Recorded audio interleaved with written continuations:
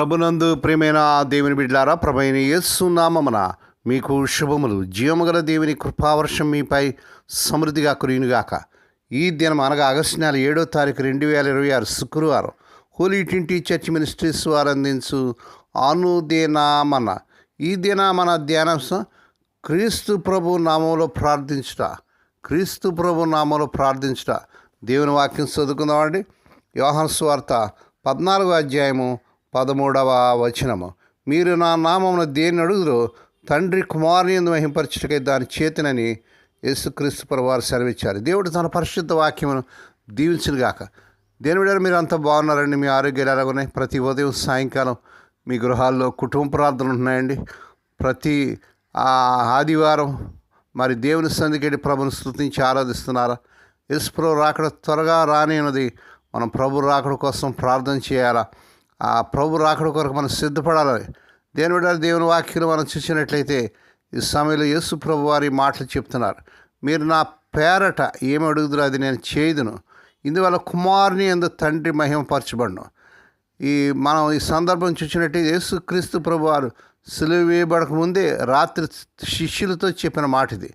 యోహాను సువార్త 13వ అధ్యాయంలో మనము ఈ 13 నుంచి 17 అధ్యాయాల్లో మనం చూస్తున్నాం. శిష్యులు భయంగా ఉన్నారు. యేసు ప్రభు వారిని ఓదార్చడానికి ప్రార్థన గురించి, పరిశుద్ధాత్మ గురించి మాట్లాడుతున్నాడు. మొదటగా మీరు నా పేరట ఏమి అడుగుదురు అంటాడు. నా పేరట అంటే కేవలం ప్రార్థన చివరిలో యేసునామని చెప్పడం కాదు. నా పేరట అడగడం అంటే 3 విషయాలు. మొదటగా ఆయన అధికారంతో రాజు తరపున రాయబారి మాట్లాడినట్లు యేసుప్రభు ఇచ్చినటువంటి హక్కులతో మనం దేవుని దగ్గర రావాలి. మరి ఆయన దగ్గరికి వస్తాం మనం. ఎఫెసీ 2వ అధ్యాయం 18వ వచనం చదవండి.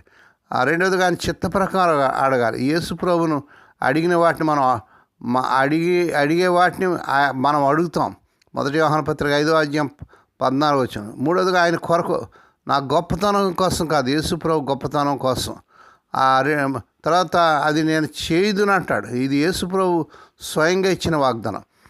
ఆయనే మన ప్రార్థన తండ్రి దగ్గరికి తీసుకువెళ్తాడు. రోమిలకు రాసిన పత్రిక 8వ అధ్యాయం 34వ వచనం. ఆయన తప్పకుండా జవాబు ఇస్తాడని గ్యారంటీ ఇస్తున్నాడు. దేని బిడ్డ, ఈ వాగ్దానం పట్టుకొని ప్రభు సన్నిధిలో మీరు ఆయన పేరట మీరు అడిగినప్పుడు తప్పకుండా దేవుడు కార్యం చేస్తాడు. మూడవదిగా తండ్రి కుమారుని తండ్రి మహింపరచబడి. ఇదే ఈ వాగ్దానానికి ఉద్దేశం, హద్దు కూడా. దేవుడు మన ప్రార్థనకు జవాబు ఇచ్చేది మనల్ని గొప్ప చేయడానికి కాదు, దేవుడు మహిమ పొందడానికి. మనం అడిగేది యేసు ప్రభువును గొప్పగా చూపిస్తే తండ్రి తప్పకుండా ఆభిస్తాడు. దేవుని స్తోత్రం. క్రీస్తు ప్రభు నామములో ప్రార్థించడం ఇంకా చాలామంది దేవుని బిడ్డల విశ్వాసాలు నేర్చుకోలేదు. ఆయన పేరట మాత్రమే కాదు, మనకు ఆయన అధికారం ఇచ్చినట్టుగా ఆయన నామములో ప్రార్థించడమే ఉన్నతమైన ప్రార్థన విధానం.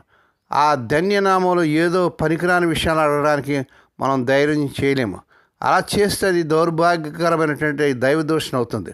మనం చేసే మనవి మంచిదైతే, దైవ వాక్యానుకూలమైనదైతే అప్పుడు మన ప్రార్థనలో యేసుక్రీస్తు ప్రభు నామాన్ని చేర్చి ప్రార్థిస్తాం, దానికి జవాబు పొందుతాం.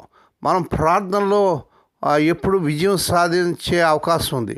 ఎందుకంటే అది యేసు ప్రభు నామములో తండ్రి మహిమాత్మే చేస్తున్నామనే కదా.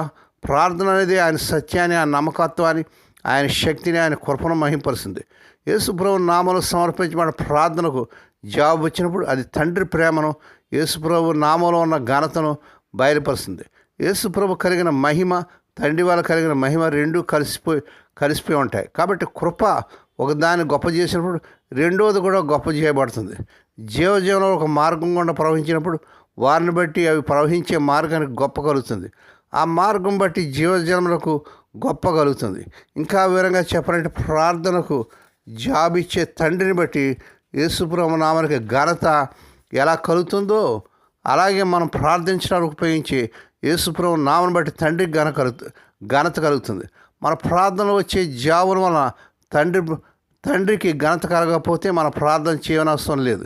కానీ మరి ధ్యాన వాక్యంలో మనం చూసినట్లయితే మన ప్రార్థనలకు ఆయన ఇచ్చే జావుల వల్ల తండ్రికి మహిమ కలుగుతుంది. కాబట్టి మనం విసుగక ఎల్లప్పుడూ మెలకువతో యేసుప్రభు నామములో ప్రార్థించాలి. తండ్రి, ఆయన ప్రజలు ఆ యేసుప్రభు నామను బట్టి ఎప్పుడూ ఆనందిస్తుంటారు. దేని బిడ్డ, ఈ సమయంలో ఏ సమస్యలో ఉన్నావో, ఏ కష్టంలో ఉన్నావో, ఏ వేదనలో ఉన్నావో ప్రభు సన్నిధిలో యేసు ప్రభు నామములో నువ్వు మోకరించి ప్రార్థన చేయండి. వాగ్దానం చేసిన దేవుడు నమ్మదైన దేవుడు కనుక తప్పక మన ప్రార్థన దేవుడు జవాబిస్తాడు. ఆ రీతిగా చేటుకు పరిశుద్ధాత్మ దేవుడే మీకు సహాయం చేయనుగాక. దేవుడి మాటలు దీవించునుగాక. ప్రార్థన చేసుకుందాం. పరిశుద్ధుడు ఎంతండి, మీరు ఎంతైనా నమ్మదగిన దేవుడు. నీ నామంలో మేము ప్రార్థించి మోకరించినప్పుడు తప్పగా మా పట్ల నువ్వు కార్యం చేసి మా ప్రార్థనలు జవాబిచ్చే దేవుడుగా ఉన్నట్లుగా నీ వాక్యాలు మేము చూస్తున్నాం తండ్రి. స్వదేశ విదేశాల్లో నుండి వర్తమానం వింటూ అనేకలకి వర్తమానం షేర్ చేస్తూ లైక్ చేస్తూ సబ్స్క్రైబ్ చేస్తున్న మా ప్రియులను దీవించండి. ఈ దినం పుట్టిన దినాలు, వాహన దినాలు, శుభదినాలు జరుపుకున్న బిడ్డలు కూడా బహుగా దీవించి మరొక సంవత్సరమైన దయాకరెడ్డిని కూడా ధరింపజేసి వారి పట్ల నూతన కార్యం చేయించండి. రోగులైన బిడ్డల కోసం ప్రార్థన చేస్తున్నాం తండ్రి. ఎవరైతే సీరియస్ కండిషన్లో హాస్పిటల్ ఐసీయూలు ఉంటున్నారో ఇప్పుడే కలవరిశిలో రక్త ప్రభావాన్ని శిరస్సు మొదలు పాదంలో ప్రారంభం చేస్తున్నాను.